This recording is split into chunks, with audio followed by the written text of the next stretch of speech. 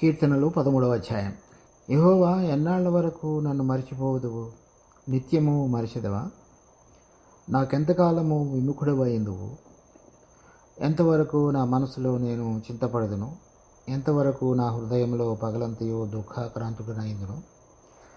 ఎంతవరకు నా శత్రువు నా మీద తన్ను హెచ్చించుకొనును? యెహోవా నా దేవా, నా మీద దృష్టి ఉంచి నాకు ఉత్తరమిమ్ము. నేను మరణ నిద్ర నొందకుండను, వాని గెలిచితినని నా శత్రువు చెప్పుకొనకుండను. నేను తూలిపోయి ఉండగా నా విరోధులు హర్షింపకుండను. నా కన్నులకు వెలిగిమ్ము. నేనైతే నీ కృపయందు నమ్మికించి ఉన్నాను. నీ రక్షణ విషయమై నా హృదయం హర్షించుచున్నది. యెహోవా నాకు మహోపకారములు చేసి ఉన్నాడు. నేను ఆయనను కీర్తించదను. ఈ కీర్తన దావీదు రాసినట్లుగా పైన ఉన్నటువంటి శీర్షికలో మనం చూస్తాం. తర్వాత ఇక్కడ ఈ అధ్యాయంలో చాలా ముఖ్యమైనటువంటి వచనం 4వ వచనంలో, నేను మరణ నిద్ర నొందకుండాను, వాని గెలిచిదనని నా శత్రువు చెప్పుకొనకుండాను, నేను తూలిపోయి ఉండగా నా విరోధులు హర్షింపకుండాను, నా కన్నులకు వెలిగిమ్ము. ఆ కన్నులకు వెలిగిమ్ము అని చేస్తున్నటువంటి ప్రార్థన ఈ అధ్యాయంలో మనం చూస్తాం. తర్వాత దానికి మునుపు ఉన్నటువంటి స్థితిగతులు కూడా 1-2 వచనాలలో అతను చెప్తున్నాడు. సో అటువంటి పరిస్థితులలో నేను వెళుతున్నప్పుడు నాకు విడుదల కలుగు చేయమని, అంటే 5వ వచనంలో చెప్తున్నాడు, నీ రక్షణ విషయమై నా హృదయం హర్షించుతున్నది, అంటే రక్షించాడని. తర్వాత పరిస్థితులు ఏంటనేటువంటివి 1-2 వచనాల్లో మనం చూస్తాం. తర్వాత 3వ వచనంలో దానికి సంబంధించినటువంటి విడుదల గురించి, తన హృదయంలో ఉన్నటువంటి భారాన్ని గురించి ప్రార్థిస్తున్నాడు. 3-4 వచనాల్లో. 5వ వచనంలో విడుదల పొందినట్లుగా దాన్ని బట్టి స్తుతించుతూ రాస్తున్నాడు. తర్వాత ఈ పరిస్థితులన్నీ కూడా మన జీవితాల్లో విశ్వాసులైన వారికి కూడా అన్వయించుకునేటువంటి విధంగా ఉంటుంది. తర్వాత దావీదు తను ఒక గొర్రెల కాపరిగా ఉన్నప్పుడు దేవుడు అతన్ని పిలిచి అభిషేకించి సౌలు తర్వాత మరి రాజుగా అతన్ని ఏలటానికి సిద్ధపరుస్తున్నట్టు వాడుగా ఉన్నాడు. అతడు దేవుని యొక్క హృదయానుసారమైనటువంటి మనుషుడు. అలాంటి విధంగా దేవుడు అతన్ని సిద్ధపరిచి ఉండగా, మరి దేవుని యొక్క ఏర్పాటు చొప్పున తన తరము వారిలో సేవ చేసి నిద్రించను అని అపోస్తుల కార్యం 13వ అధ్యాయంలో దావీదుని గురించి సాక్ష్యం చెప్పబడి ఉండగా, ఆ హృదయానుసారమైనటువంటి మనసులోనికి దావీదు రాగలగటానికి, ఆ హృదయానుసారంగా దేవుని బిడ్డల మీద రాజుగా అతడు ఏలటానికి ఎటువంటి మనసు అతని జీవితంలో సిద్ధపాటులోనికి రావాలో దాని కొరకే దేవుడు దావీదుతో వ్యవహరించాడు. దాంట్లో 2 విషయాలు చూస్తాం. 1వ వచనంలో, ఎన్నాళ్ల వరకు నన్ను మరిచిపోదువు? నిత్యము మరిచెదవా? నాకెంతకాలము విముఖుడవైందువు? తన యొక్క జీవితంలో ఏదైనా ఒక పొరపాటు లేక దేవుడికి ఇష్టకరం కానిది జరిగినప్పుడు వచ్చినటువంటి, దేవుడికి అతనికి మధ్య సహవాసతలో వచ్చినటువంటి ఎడబాటుని గురించి చెప్తున్నాడు.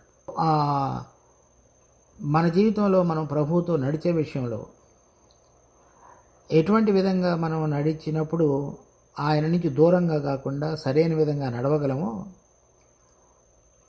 అటువంటిది కనుక మన జీవితంలో కనబడినట్లయితే దేవుడు మనతోటి నడవటం అనేటువంటిది, లేకపోతే సహవాసత కలిగి ఉండటం అనేటువంటిది జరగదు.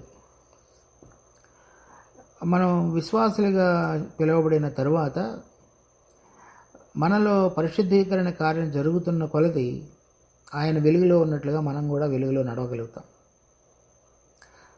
అటువంటిది ఎప్పుడైనా సరే మనం కనుక మన జీవితంలో మన శరీరానికి తావిచ్చి మనలో ఉన్నటువంటి ప్రాణ సంబంధమైన విషయాలలో కనుక మనం ఆవరించి కనుక ఉన్నట్లయితే, ఆత్మ సంబంధమైనటువంటి దేవుడు ఆత్మ కనుక ఆత్మలో మనం ఆయనతోటి సహవాసంలోనికి ఉండలేం. అటువంటిది మరి ఏదైనా తన జీవితంలో జరిగి ఉండవచ్చు. అది ఫలానా విషయం అని రాయలేదు.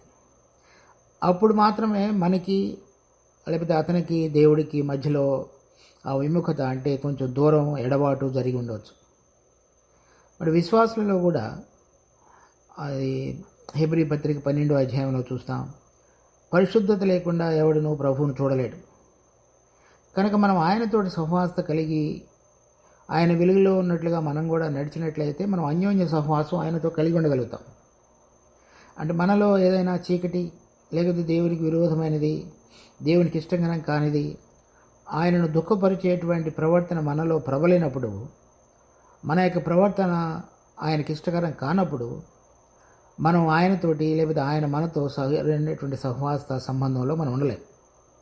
సో అటువంటిది ఏదైనా అతని జీవితంలో కనుక జరిగి ఉంటే తను గమనించి గుర్తించి ఇప్పుడు దేవుని సన్నిధిలో మొరపెడుతున్నాడు. ఇప్పుడు నాకు నా విముఖుడుగా ఉండవద్దు, అంటే మరలా నేను పశ్చాత్తాపడి నీ యొక్క సహవాసను నీ వెలుగును ప్రేమించి నీ ద్వారా నడిపించబడాలనేటువంటి ఆశ నేను కలిగి నేను నీ సన్నిధికి వస్తున్నానని చెప్తున్నాడు. కనుక మన జీవితంలో కూడా మనలను పిలిచిన పిలుపు ఎంతో ఉన్నతమైనది.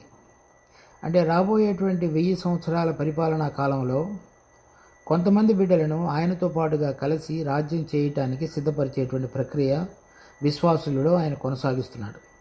దేవుని బిడ్డలని పిలువబడినటువంటి మనము లోకంతో కనుక కలిసి లోక సంబంధమైనటువంటి ఆలోచనలు, శరీర సంబంధమైనటువంటి ఆలోచనలు మన కంటికి మన దృష్టికి కనబడేటువంటి విధంగా ఆలోచించి నడిచేటువంటి తలంపులు కనుక ఉన్నట్లయితే రాబోతున్నటువంటి మహిమ కలిగినటువంటి 1000 సంవత్సరాల పరిపాలనలో ఆయనతో పాటుగా కలిసి మనం రాజ్యం చేయలేం.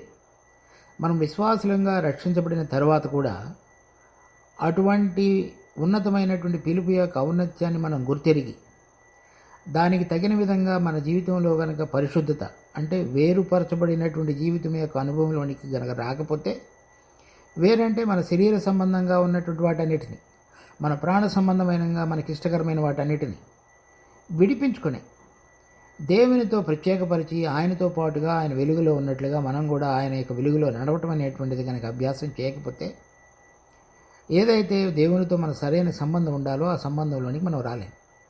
అలా సంబంధంలోనికి వచ్చి ఆ పిలిచిన పిలుపు యొక్క ఔన్నత్యాన్ని గుర్తెరిగి ప్రత్యేకపరచబడి ఆయనతో పాటు నడవటం అనేటువంటిది ఎవరైతే నేర్చుకుంటారో వారు మాత్రమే రాబోయేటువంటి 1000 సంవత్సరాల పరిపాలనలో ఆయనతో పాటుగా రాజ్యం చేయగలుగుతారు. కనుక విశ్వాసులైన మనం కూడా గమనించవలసిన విషయం ఏంటంటే, ఎప్పుడైనా సరే దేవునికి భిన్నంగా ఆయనకి వేరైనటువంటి విధంగా మన యొక్క ఆలోచనలు, తలంపులు మన ప్రాణ సంబంధమైన కనుక నడిపించబడేవిగా ఉంటే, ఆయన పిలిచిన పిలుపు యొక్క ఔన్నత్యాన్ని మనం గుర్తెరగకుండా మన జీవితాన్ని క్రమబద్ధం చేసుకోకపోతే మనము ఆయన కోరినటువంటి ఉన్నతమైనటువంటి రాజ్యంలో ప్రవేశించడానికి తప్పిపోతాం. తర్వాత 2వ వచనం, ఎంతవరకు నా మనసులో నేను చింతపడుదును, ఎంతవరకు నా హృదయంలో పగలంతయు దుఃఖాక్రాంతుడనయ్యుందును, ఎంతవరకు నా శత్రువు తన్ను హెచ్చించుకున్నాను, నా మీద హెచ్చించుకున్నాను. అంటే ఇంకొకటి కూడా ఉంది.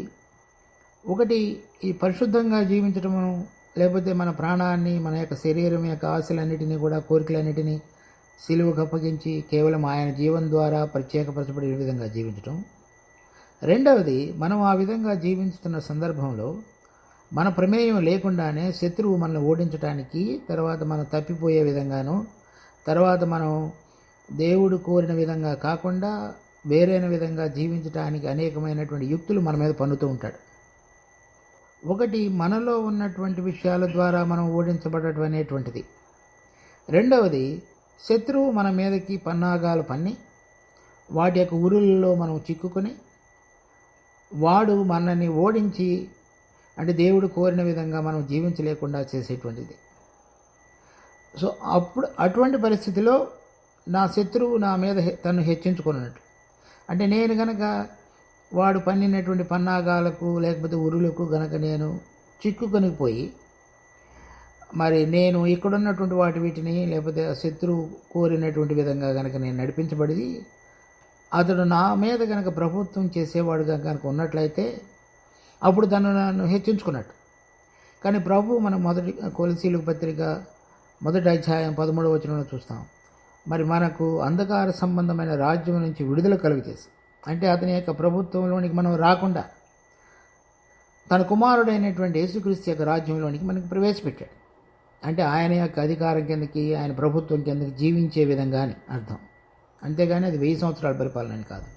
అంటే మనం మరలా ప్రభు యొక్క ప్రభుత్వంలోనికి లేకపోతే ఆయన చెప్పినట్లుగా నడుచుకోనకుండా అపవాది చెప్పినట్లుగా కనుక నడుచుకునేటువంటి జీవితంలోనికి కనుక మనం ఏడవబడి ఉన్నట్లయితే అతడు మన మీద హెచ్చించుకునేవాడుగా ఉంటాడు. అంటే నేను ఇతన్ని ఓడించి తిను కదా అని అనుకుంటాడు. అది మనం జాగ్రత్తగా గమనించాలి. ఒకటి, మన అంతరంగంలో నుంచి వచ్చేటువంటి మన యొక్క ఆశలను బట్టి కలిగేటువంటి శోధనలు. రెండవది, అపవాది కలుగజేసినటువంటి శోధనలు. ఈ రెండింటి విషయమై అతడు గమనం కలిగిన వాడై ఈ రెండింటి యొక్క పరిస్థితుల్లో దేవునికి మొరపెట్టుతూ, దేవుని వైపు చూస్తూ, దేవుని యొక్క ఉద్దేశాలను తన పక్షంగా సంపూర్ణంగా అనుభవపూర్వకమైనటువంటి దానిలోనికి రావాలని ప్రార్థిస్తున్నాడు. 3వ వచనం, యెహోవా నా దేవా, నా మీద దృష్టి ఉంచి నాకు ఉత్తరమిమ్ము. నేను మరణ నిద్ర నొందకుండాను, వాని గెలిచితనని నా శత్రువు చెప్పుకొనకుండాను, నేను తూలిపోయిండగా నా విరోధులు హర్షింపకుండాను నా కన్నులకు వెలిగింది. సో ఎప్పుడైతే మనిషి పాపంలో ఉంటాడో అప్పుడు చనిపోయినటువంటి స్థితిలోనికి వస్తాడు. మరణము పాపాన్ని ఆధారం చేసుకొని వెళ్తుంది మన జీవితంలో. నన్ను అటువంటి స్థితిలో ఉంచొద్దు. అంటే నేను ఎటువంటి విధంగా ప్రత్యేకపరచబడినటువంటి జీవితంలో జీవించాలో ఆ విధంగా జీవించకపోతే నీతో నా సంబంధం తెగిపోతుంది. అదే మరణ నిద్ర అంటే. అటువంటి దాంట్లో నుంచి నాకు విడుదల కలుగుతుంది. తర్వాత నేను గెలిచితనని నా శత్రువు చెప్పుకొనకుండా, అంటే అతను అపవాది నా మీదకు తీసుకొచ్చేటువంటి, శత్రువు తీసుకొచ్చేటువంటి అనేకమైనటువంటి పరిస్థితులన్నిటిలో నేను ఓడిపోకుండా అతని పన్నాగాలను ముందుగానే ఎరిగి నీ బలం చేత, నీ శక్తి చేత వాటిని ఓడించగలిగినటువంటి ధైర్యాన్ని నాకు అనుగ్రహించు. నేను తూలిపోయిండగా నా విరోధులు హర్షింపకుండా. ఒకవేళ కనుక నేను పడిపోయినట్లయితే, ఇతడు ప్రభువుతో నడవటం ప్రారంభించి ఉన్నాడు కానీ మరలా మధ్యలో పడిపోయి ఉన్నాడు, ఇతడు రాబోతున్నటువంటి మహిమ కలిగిన 1000 సంవత్సరాల పరిపాలనకు అర్హుడిగా ఎంచబడే విధంగా జీవించటం లేదు అని నేను తప్పిపోయినప్పుడల్లా వాడు హర్షించేవాడుగా ఉంటాడు. చాలా జరగకుండా నా కన్నులకు వెలిగిమ్ము అని చెప్తున్నాడు. అంటే ఇప్పుడు ఆ కన్నులు కనుక వెలిగించబడినట్లయితే నాలో ఉన్నటువంటి పరిశుద్ధత లేకుండా నన్ను చీకటిలో నడిపించేది కానీ, లేక అపవాది తను ఏ విధంగా అయితే నా మీద పన్నాగాలు పన్నుతున్నాడో అది చూడగలిగినటువంటి వెలుగు కానీ, రెండూ నాకు లభ్యమవుతాయి. అప్పుడు మాత్రమే నేను అతన్ని ఓడించగలను, లేకపోతే సరైన విధంగా జీవించగలను. నాకు కలిగేటువంటి శ్రమలలో కనుక నేను కృంగిపోతే అప్పుడు నేను సరైన విధంగా జీవించినట్లు కాదు. ఏది నన్ను ఒక లంగర్ వలె ఉండి నా హృదయంలో చక్కగా పనిచేసి కేవలము ఆ వెలుగులో మాత్రమే నడవగలిగే విధంగా చేసేది ఏమిటి అంటే, ఎప్పుడైతే నేను ఇక్కడ కనబడుతున్నటువంటి విషయాలను కాకుండా ఏది దేవుడు నాకు చూపించాలని కోరుతున్నాడో అది నేను చూడగలగాలి. ఆ వెలుగును నాకు ఇవ్వమని అడుగుతున్నాడు. అప్పుడు మాత్రమే నాలో నాకు ఇష్టకరమైన వాటన్నిటిని విడిచిపెట్టడం కానీ, అపవాది తీసుకొచ్చేటువంటి కుతంత్రాలన్నిటి మీద నేను జయం పొందగలగటం కానీ రెండూ జరుగుతాయి.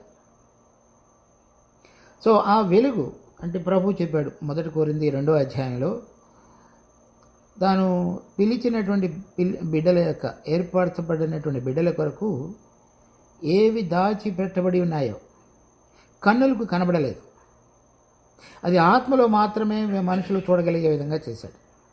కనుక ఆ కన్నులు కనుక మనకు వెలిగించబడినట్లయితే పరలోకంలో మనకు ఉంచబడినటువంటి స్వాస్థ్యం కానీ, మన యొక్క పౌరసత్వం కానీ, మన యొక్క పరిచర్య కానీ, మన యొక్క గుడారం కానీ, మనకు తల్లిగా పిలువబడుతున్నటువంటి పైన ఉన్నటువంటి యెరూషలేమును కానీ, వీటన్నిటినీ మనిషి చూడగలుగుతాడు. ఆ కన్నులు మనకు వెలిగించలేనప్పుడు మాత్రమే ఇక్కడున్న వాటిలో మనం ఇరుక్కుని పోయి వాటి యొక్క ఆనందాన్ని మనం పొందాలని కోరుతుంటాడు మనిషి. అక్కడ ఉన్నటువంటివి ఎంతో శ్రేష్టమైనవి, విలువైనవి. అవి మొదట మహిమలో 1000 సంవత్సరాలు, ఆ 1000 సంవత్సరాల కాలం అయిపోయిన తర్వాత యుగయుగములు, వాటన్నిటిలో కూడా మరి జయించినటువంటి విశ్వాసిగా జీవించిన జీవితం కలిగిన బిడ్డలందరూ కూడా ఆ మహిమలో పాలు పంపులు పొంది చక్కగా ఆయనతో పాటుగా ఏలగలుగుతారు. ఇక్కడ నేను చూస్తున్నటువంటి విషయాలు ఏవైతే ఉన్నాయో ఆ విషయాలన్నీ కూడా నన్ను వెనక్కి లాగుతున్నాయి. ఏవైతే నేను చూడటం లేదో వాటి యందు నేను ఆనందించలేకపోతున్నా. కనుక నాలో ఉన్నవి కానీ నా శత్రువు నా మీదకి తీసుకొచ్చినవి కానీ నేను సరైన విధంగా చూడగలిగి నీ ముఖకాంతిలో కనుక ఆ వెలుగులో కనుక నేను నడవగలిగినట్లయితే అప్పుడు నేను జయాన్ని సాధించినట్లే. కనుక అనేక మంది విశ్వాసులు మనలో ఉన్నటువంటి సమస్య ఇదే. దేవుడు మన ఎందుకు పిలిచాడు?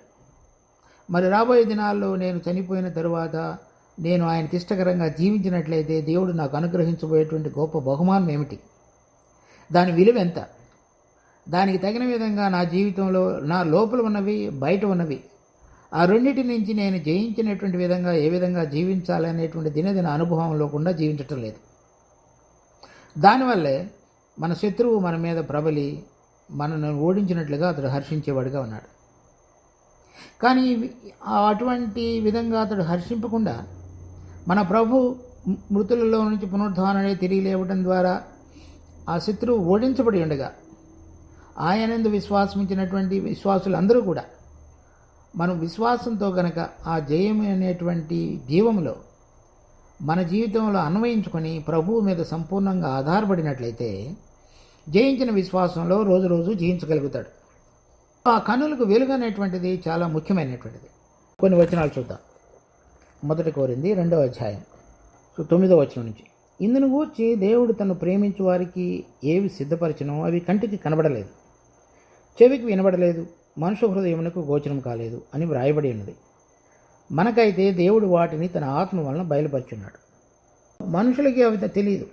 వాళ్ళ కన్నులు చూడలేదు, వాళ్ళ చెవులకు వినబడలేదు, వాళ్ళ హృదయాలకు గోచరం కాలేదు. కానీ ఎవరైతే దేవుని యొక్క ఆత్మను పొంది ఉన్నారో వాళ్ళు వాటిని తెలియపరచగలిగే విధంగా దేవుడు మనకు కృప చూపించాడు. తర్వాత 2 కొరింథీ 4వ అధ్యాయంలో చూద్దాం. 17వ వచనం. మేము దృశ్యమైన వాటిని చూడక అదృశ్యమైన వాటినే నిదానించి చూచుచున్నాము కనుక క్షణమాత్రముండు మా చులకని శ్రమ మా కొరకు అంతకంతకు ఎక్కువైన నిత్యమైన మహిమాభారమును కలుగుజేయుచున్నవి. ఏలయనగా దృశ్యమైనవి అనిత్యములు, అదృశ్యమైనవి నిత్యములు. మనిషి ఎందుకు అంత లోకస్తుల వలె కృంగిపోవటం కానీ ప్రభువులో ఉన్నటువంటి నిజమైన ఆనందాన్ని పొందలేకపోవటం కానీ మనం చూసినట్లయితే ఇక్కడ పౌలు దాని గురించినటువంటి రహస్యాన్ని వెల్లడిపరుస్తున్నాడు. ఇక్కడున్న వాటిని మేమేం చూడలేదు, ఎందుకంటే ఇక్కడ కనబడేవన్నీ కూడా అనిత్యములు. తర్వాత ఏవైతే మనకి కనబడటం లేదో అవి నిత్యములు. కనుక శ్రమలు పెరుగుతున్న కొలది వాటిని అంటే ఏవైతే నిత్యములో వాటిని మేము నిదానించి చూడగలుగుతున్నాం, అందువల్ల మేము సంతోషిస్తున్నామని చెబుతున్నాడు. తర్వాత 5వ అధ్యాయం 5-6 వచనాలు. దీని నిమిత్తము మనలను సిద్ధపరిచిన వాడు దేవుడే, మరియు ఆయన తన ఆత్మను సంచకరువును మనకు అనుగ్రహించి ఉన్నాడు. వెలిచూపు వలన కాక విశ్వాసము వలననే నడుచుకుంటున్నాము. మేము కనబడే వాటిని బట్టి నడుచుకోవట్లేదు. ఏవైతే విశ్వాసం ద్వారా మాత్రమే కనబడిన వాటిని నిదానంగా చూచి ఆ వెలుగులో మేము నడవగలుగుతున్నామని చెప్తున్నాడు. అటువంటి విధంగా మన కన్నులు ఆత్మ సంబంధంగా వెలిగించబడి తెరవబడి ప్రభువు పిలిచినటువంటి పిలుపు యొక్క ఔన్నత్యాన్ని మనం గుర్తెరిగి ఆ విధంగా మనం నడవగలగటం అనేటువంటిది మనం చూడాలి. చాలాసార్లు మనకున్నటువంటి పరిస్థితుల్లో మనకున్నటువంటి వనరులు, మన శక్తి సామర్థ్యాలు, చుట్టూ ఉన్న మనుషులు, పరిస్థితులు, వాటన్నిటిని కూడా బేరీజు వేసుకొని మనిషి నడవటం అనేటువంటిది ఒక క్రమ పద్ధతిలోనికి తీసుకొచ్చుకుంటాడు. కానీ విశ్వాసులు ఆ విధంగా చేస్తే కుదరదు. విశ్వాసులు చూడని వాటిని ఇక్కడ ఏదైతే కనబడవో అవి చూడగలిగే విధంగా చూడాలి, నేర్చుకోవాలి. ఇక్కడ సిరియా రాజు ఇశ్రాయేల్ రాజుతో యుద్ధం చేయడానికి వస్తాడు. 2వ రాజులు 6వ అధ్యాయం 8వ వచనంలో చూద్దాం. సిరియా రాజు ఇశ్రాయేలుతో యుద్ధం చేయవలనని కోరి తన సేవకులతో ఆలోచన చేసి ఫలాని స్థలమందు మన దండుపేట ఉంచుదామని చెప్పినాడు. అలా వచ్చినప్పుడు చాలామంది గుర్రములు ఇంకా రకరకాలైనటువంటి యుద్ధానికి సరిపడినటువంటి విధంగా అతడు సిద్ధపడి వస్తాడు. వచ్చినప్పుడు ఆ రోజులలో దేవుని యొక్క ప్రవక్తగా ఉన్నటువంటి ఎలీషాకి అతనితో ఉన్నటువంటి అతని పనివారికి మధ్య జరిగినటువంటి సంభాషణ 8వ వచనం నుంచి మనం చూస్తాం. అప్పుడు 14వ వచనం. కాబట్టి రాజు అతడికి గుర్రములను రథములను గొప్ప సైన్యమును పంపెను. వారు రాత్రి వేళ వచ్చి నలుదిశలను పట్టణమును చుట్టుకొనగా, అంటే సిరియా రాజు. 15వ వచనం. దైవజనుడైన అతని పనివాడు పెందలికడ లేచి బయటికి వచ్చినప్పుడు గుర్రములను రథములను గల సైన్యము పట్టణము చుట్టుకొని ఉండుట కనబడిను. అంటే సిరియా రాజు యొక్క సైన్యం అంతయు కూడా ఇస్రాయేల్ యొక్క పట్టణాన్ని, వాళ్ళు ఉన్నటువంటి షమ్రోను పట్టణాన్ని మొత్తం ముట్టడి వేసినట్లుగా చూస్తుంది. అతడు అతని పనివాడు, అయ్యో నా ఏలినవాడా, మనం ఏమి చేయదుమని ఆ దైవజనునితో అనగా, అంటే పనివాడు ఎలీషాతో చెప్పాడు, ఏం చేద్దాం ఇప్పుడని. 16వ వచనం, అతడు భయపడవద్దు, మన పక్షమున ఉన్నవారు వారికంటే అధికులై ఉన్నారని చెప్పి, అంటే దేవుడు పక్షంగా ఉన్నవారు ఆ రాజు, సిరియా రాజు యొక్క సైన్యం కంటే ఎక్కువగా ఉన్నారని చెప్పి, యెహోవా వీడు చూచున్నట్లు దయచేసి వీని కండును తెరవమని ఎలీషా ప్రార్థన చేయగా, యెహోవా పనివాని కండను తెరవజేసిన కనుక వాడు ఎలీషా చుట్టూను అగ్నిపర్వతం చుట్టూ అగ్ని గుర్రముల చేత రథముల చేతను నిండి ఉండుట చూచెను. ఆ దండు వారు అతన్ని సమీపించినప్పుడు ఎలీషా ఈ జనులను అంధత్వంతో మొత్తుమని యెహోవాను వేడుకొనగా, ఆయన ఎలీషా చేసిన ప్రార్థన చొప్పున వారిని అంధత్వంతో మొత్తెను. మరి ఇక్కడ ఎలీషా, అతని దైవజన తర్వాత అతని పనివాడు ఇద్దరున్నారు. మరి ఏదైతే ఎలీషా చూడగలిగాడో అతని పనివారు చూడలేకపోయాడు. ఎలీషా ఏదైతే చూడగలిగాడో దాన్ని బట్టి అతడు ధైర్యంగా శత్రువు అతని మీదకి వచ్చినటువంటి అనేక మంది గుర్రాలు, రౌతులు, వీళ్ళందరిని బట్టి, సైన్యాన్ని బట్టి అతడు ఎప్పుడు కూడా చలించలేదు. అది అతడు దేవుడితోటి నడవటం అనేటువంటిది, దేవుని యందు విశ్వాసం ఉంచినప్పుడు దేవుడు ఏం చేస్తున్నాడు అనేది చూడగలిగినటువంటిది మనం అతని జీవితంలో చూస్తాం.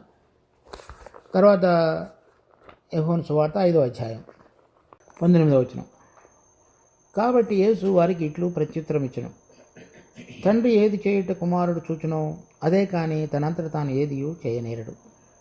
ఆయన వేటిని చేయునో వాటిని కుమారుడు అలాగే చేయును.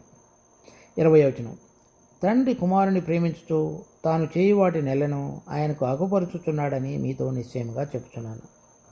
మరియు మీరు ఆశ్చర్యపడినట్లు వీటికంటే గొప్ప కార్యములను ఆయనకు అగుపరచును. మన ప్రభు, అంటే ఎలీషా పాత నిబంధనలు ఎలాగో క్రొత్త నిబంధనలో మన ప్రభు అయినటువంటి యేసుక్రీస్తు తండ్రితో అటువంటి సహవాసత కలిగి ఉండటం చేత తండ్రి తను ఏం చేయబోతున్నాడో కుమారుడైన యేసు ప్రభువుకు తెలియపరిచి, తర్వాత ప్రతిరోజు ఏ విధంగా ఉండాలో, ఏది చేయబోతున్నాడో అని తెలియపరుస్తూ ముందుకు సాగించాడు. ఇప్పుడు మాత్రమే కాకుండా ఇక ముందును ఆగపరచును. కనుక విశ్వాసులుగా మనం నడిచేటువంటి ఆయనతో కనుక నడిచినట్లయితే దేవుడు మనకు మంచి ధన్యత అనుగ్రహించి, 1 కొరింథీ 2వ అధ్యాయంలో చూచినట్లుగా మనకు కూడా దేవుడు వాటిని తెలియపరుస్తాడు. పౌలు జీవితంలో తెలియపరిచాడు. మన కన్నులు వెలిగించబడినప్పుడు జరిగేటువంటి కార్యం అది. యోహాను రాసిన మొదటి పత్రిక 1వ అధ్యాయం 5వ వచనం నుంచి, మేము ఆయన వలన విని మీకు ప్రకటించు వర్తమానం ఏమనగా, దేవుడు వెలుగైనాడు, ఆయన యందు చీకటి ఎంత మాత్రమూ లేదు. ఆయనతో కూడా సహవాసగలమారమని చెప్పుకొని చీకటిలో నడిచిన ఎడల మనము అబద్ధమాడుచు సత్యమును జరిగింపుకుందాము. అయితే ఆయన వెలుగులో ఉన్న ప్రకారం మనము వెలుగులో నడిచిన ఎడల మనము అన్యోన్య సహవాసు గలవారమై ఎందుము. అక్కడ నాకు విముఖుడమై ఉండొద్దు అని చెప్తున్నాడు, ఇక్కడ దానికి విరుగుడు చెప్తున్నాడు. మనం ఆయన వెలుగులో ఉన్నట్లుగా మన ప్రకారము మనము వెలుగులో నడిచిన ఎడల మనము అన్యోన్య సహవాస గలవారమైంది. అప్పుడు ఆయన కుమారుడైన యేసుక్రీస్తు రక్తము ప్రతి పాపముల నుండి మనలను పవిత్రులుగా చేయును. కనుక మనము ఆయన వెలుగులో ఉన్నట్లుగా వెలుగులో నడిచినట్లయితే ఆ విధంగా ఆయనతో పాటుగా తండ్రి ఏం చేయుచున్నాడో మనం చూడగలిగే విధంగా, నడవగలిగే విధంగా, జయం పొందగలిగే విధంగా మనం చేయగలుగుతాడు. మరలా కీర్తన 13వ అధ్యాయం 5వ వచనం, నేనైతే నీ కృప యందు నమ్మికించున్నాను. ఈ విధంగా మనం ఆత్మలో ఆయన మనకు అనుగ్రహించబడినటువంటి విషయాలను, లేకపోతే మనకు జయం అనుగ్రహిస్తున్నాడు, జయం అనుగ్రహించబోతున్నాడు అనేటువంటిది మనం చూడగలిగటానికి మనలో దేవుని యందు సంపూర్ణంగా నమ్మికించటం. ఏ విధంగా అయితే మృతుల్లో నుంచి తన కుమారుడిని లేపి ఉన్నాడో అదే ఆత్మ మనలో జీవించిన ఎడల మనం కూడా ఆయనతో పాటుగా సహవాసత కలిగి సంబంధం కలిగి ఉండడం ద్వారా లోకం నుంచి వేరుపరచబడి శత్రువు మీద జయం పొంది మనం చక్కగా రోజు మన విశ్వాస జీవితంలో ముందుకు సాగించబడగలుగుతాం. మన విశ్వాసం అంటే ప్రభు ఏం చెప్పి ఉన్నాడో దాని యందు చక్కగా దాన్ని గట్టిగా పట్టుకొని ఉండటం. అప్పుడు ఆ విధంగా చేయటం అంటే, ఆ విధంగా చేయటానికి కావాల్సిన మనసు చూడండి. అతడు నేను ఏ విధంగా అయినా సరే నీకు ఇష్టకరంగా జీవించాలనే మనసు, తర్వాత ఏ విధంగా అయినా సరే నా కన్నులు వెలిగించబడి నీ యొక్క వెలుగులో నేను జీవించాలనే మనసు, తర్వాత నాకు అటువంటి మనసు లేదు అని, నేను ఆ విధంగా లేను అనేటువంటి ఒప్పుకునేతనం, అవన్నీ కలిపినప్పుడు మాత్రమే ఆ విశ్వాసం అనేటువంటిది ఏదైతే మనం చెప్తున్నామో అది గట్టిగా నిలబడుతుంది. కనుక మన జీవితంలో అటువంటి ఒప్పుకోలు కానీ, మన అవసరతను గుర్తించగలిగిన హృదయం కానీ, దేవుని మాత్రమే చేయగలడనేటువంటి నమ్మిక లేని హృదయం కానీ ఉన్నట్లయితే మన కన్నులు వెలిగించబడి ఆయనతో పాటుగా నడవడం అనేటువంటిది జరగదు. కనుక అది మన హృదయాన్ని మనం పరీక్షించుకొని సరైన విధంగా చూసుకోవాలి.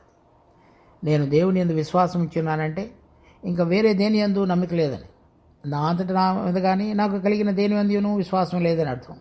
కేవలం నీ మీద మాత్రమే అని. నేనైతే నీ కృప యందు నమ్మికించున్నాను. అది నాకున్నటువంటి బలము శక్తిని బట్టి కాదు, కేవలము నువ్వు మాత్రమే చేయగలవు అనేటువంటిది. నేను అనర్హుడనైనప్పటికీ నువ్వు మాత్రమే నాకు విడుదల కలిగి చేయవనేటువంటిది. నీ రక్షణ విషయమై నా హృదయం హర్షించుతున్నది.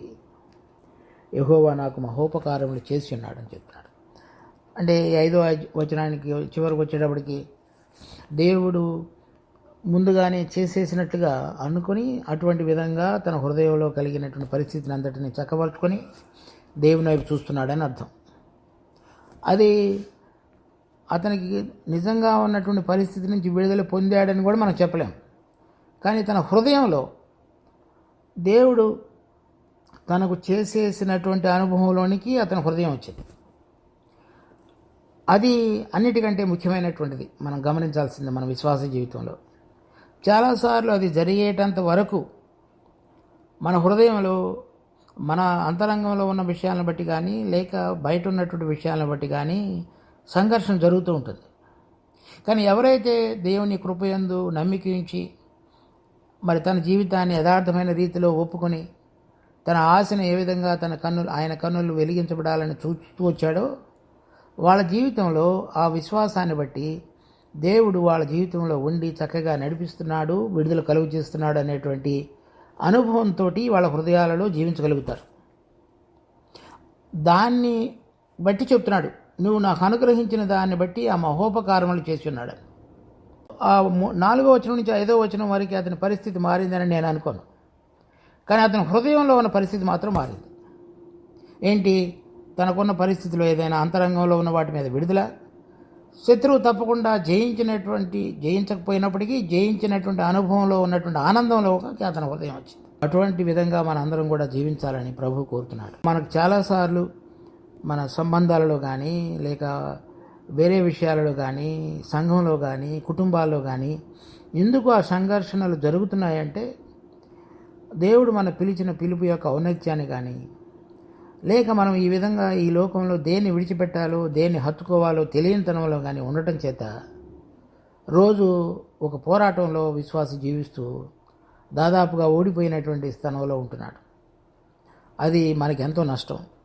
అది దేవునికి మహిమ తీసుకొచ్చేది కాదు. మనం ఏ విధంగా సరైన క్రమబద్ధంగా చేసుకుని జీవించాలో, ఏ విధంగా జీవించుతామో అప్పుడు మాత్రమే ఆయనకి మహిమ వస్తుంది. దాన్ని మనం అర్థం చేసుకుని మన జీవితాన్ని మరొకసారి ఆయనకు సమర్పించుకొని మనందరము ఆ క్రమబద్ధంలో మన జీవితాన్ని చేసుకుందాం కాక. ప్రార్థన చేసుకుందాం. మా జీవం కలిగిన తండ్రి, మీరు ఇచ్చిన ఈ వాక్య భాగాన్ని బట్టి మీకు ఎంతో వందనాలు. దీన్ని మా కొరకే ఆశీర్వదించండి.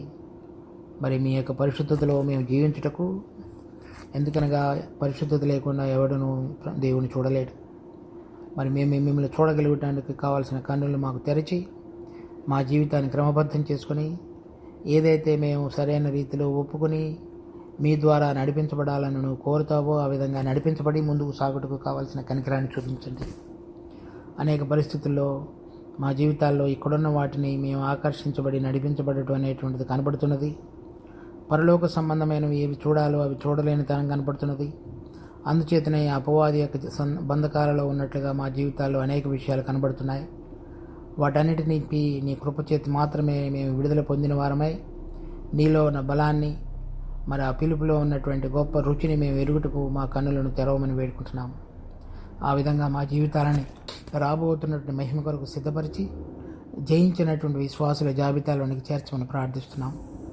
ఈ దినమంతట్లో తోడుగా ఉండి మమ్మల్ని నడిపించి మమ్మల్ని ఆశీర్వదించి మీరు మహిమ పొందండి. మీరు చేసిన ఉపకార్యములయందు ఆనందించుటనే అనుభవాన్ని మేము దినదినము కలిగి ఉండటకు మా కృప చూపించు.